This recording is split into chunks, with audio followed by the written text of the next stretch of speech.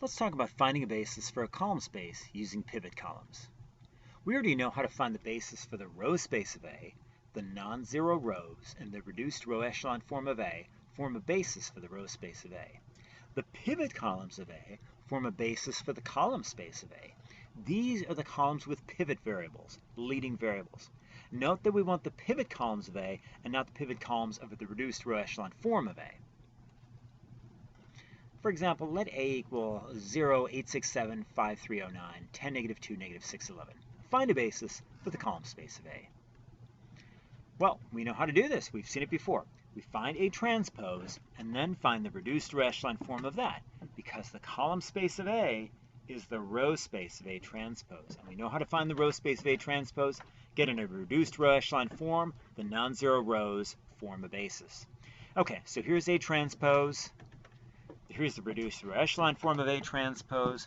So these form a basis for the row space of A transpose, which means they form a basis for the column space of A. So 1, 0, -1, 0, 1, 2. Okay, now let's find a basis for the column space of A from among the columns of A. So yeah, sure, this is a column space of A, but these two aren't columns in A. I want to know which of these columns in A would we use if we wanted to form a basis for A, the basis for the column space of A, using just the columns of A. Okay, so here's how we do this. The reduced row echelon form of A looks like this. The first two columns have pivot variables, also called leading variables. So these are what we call the pivot columns. These are the pivot columns. Now, recall, we said earlier that the pivot columns of a matrix, those form a basis for the column space of the matrix. Okay, so the first two columns are the pivot columns, which means these first two columns of the original matrix, not the first two columns of the reduced row echelon form, but the first two columns of the original matrix, those would then be a basis for the column space of A. Okay, and that's what we have. 0, 5, 1, 0, 5, 1, 8, 3, -2. Sorry, this should be 0, 5, 10, 8, 3, -2, like it is over here. Okay, now let's find a basis for the row space of A from among the rows of A. To do this, we find a basis for the column space of A transpose, because again, the column space of A transpose is the row space of A. Here's A transpose, reduced row echelon form looks like this. Okay, the first two columns have pivot variables, also called leading variables. So these are the pivot columns. A basis for the column space of A transpose would be the first two columns of A transpose. So this is also a basis for the row space of A, consisting of the rows of A. Let W be the subspace of R4 spanned by V1, V2, V3, and V4, where V1 is 1, 2, 3, 4, V2 is 5, 6, 7, 8, V3 is 9, 10, 11, 12, V4 is 1, 7, 2, 9. Find a subset of these vectors that is a basis for W. So again, this subspace of R4 that's spanned by these, it turns out it's not a four-dimensional subspace. So this set we're going to see is linearly dependent. Okay, so what we do is make these the columns of a matrix, and now let's find the column space of the matrix, and let's find a basis for the column space of the matrix in terms of the columns of the matrix.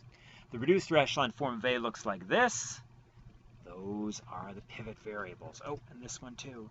Those are pivot variables.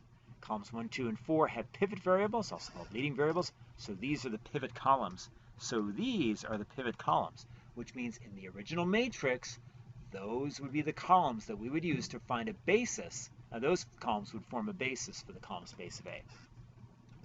Okay, so a basis for the column space of A would be these corresponding columns of A, namely the first, the second, and the fourth. 1, 2, 3, 4, 5, 6, 7, 8, 1, 7, 2, 9, just like we saw here. 1, 2, 4.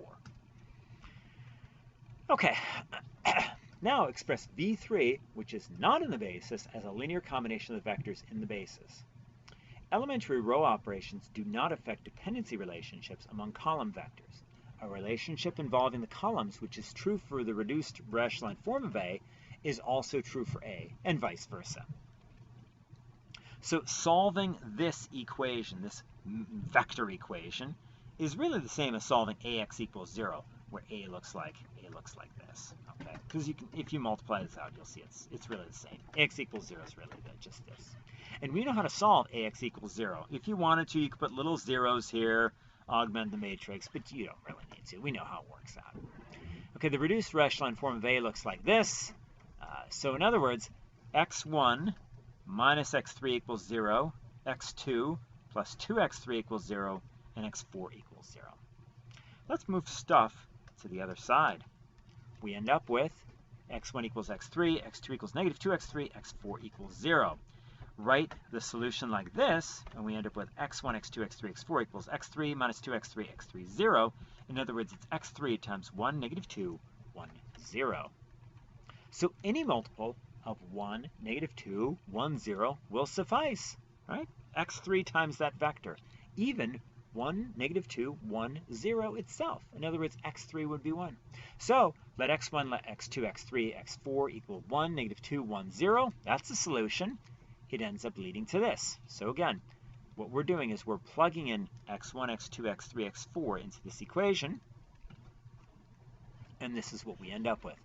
1 times 1, 2, 3, 4 minus 2 times 5, 6, 7, 8 plus 9, 10, 11, 12 equals 0, 0, 0, 0. Now let's move. What we're going to do is we're just going to move these two to the other side.